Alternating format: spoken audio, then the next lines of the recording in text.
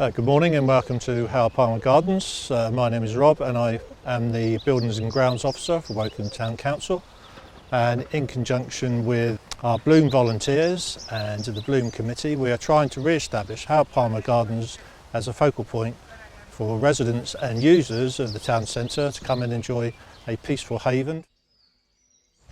A brief history of the gardens. It was established in 1931 as a bowling green by Howard Palmer, who was part of the Huntley and Palmer biscuit factory group.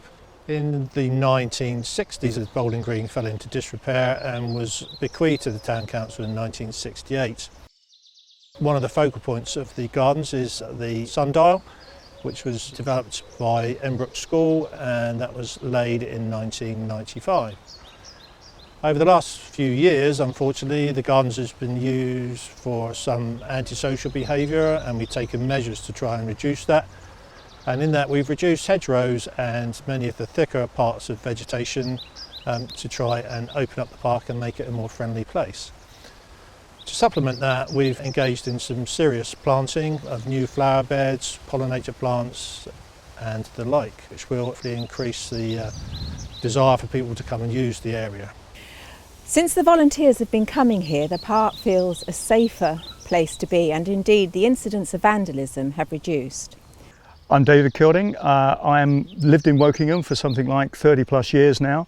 I'm one of the members of the 41 Club, which is a group of ex-roundtablers who love to support the local community. We also raise money for charity and so on.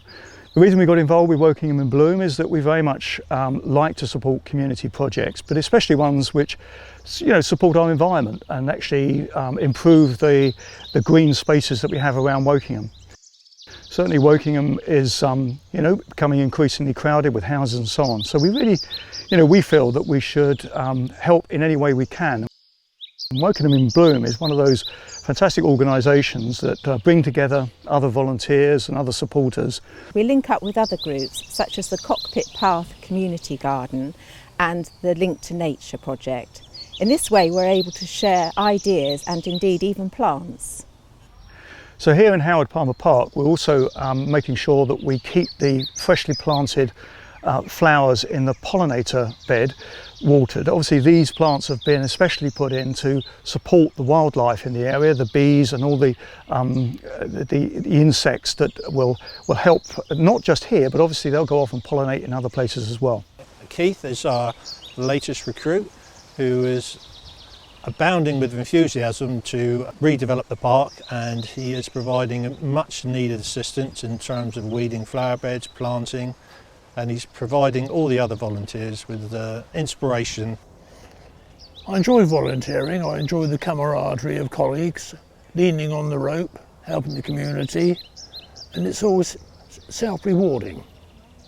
Since I've started volunteering, we've attracted six or seven other people as well, which is encouraging. The more gardening I do, the more I realise how fascinating and challenging it is. You learn a lot each day, what plants require what sort of feed, etc, etc. Very therapeutic. As part of our overall regeneration of Howard Palmer Gardens, in 2019 we started an idea for an open garden of reflection, which would be this area behind me.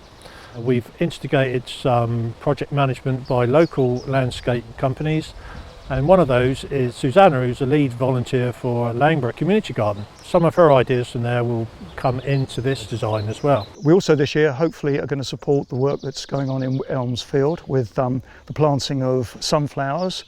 We think this is I think in memory of Sir Tom Moore and really to celebrate his life.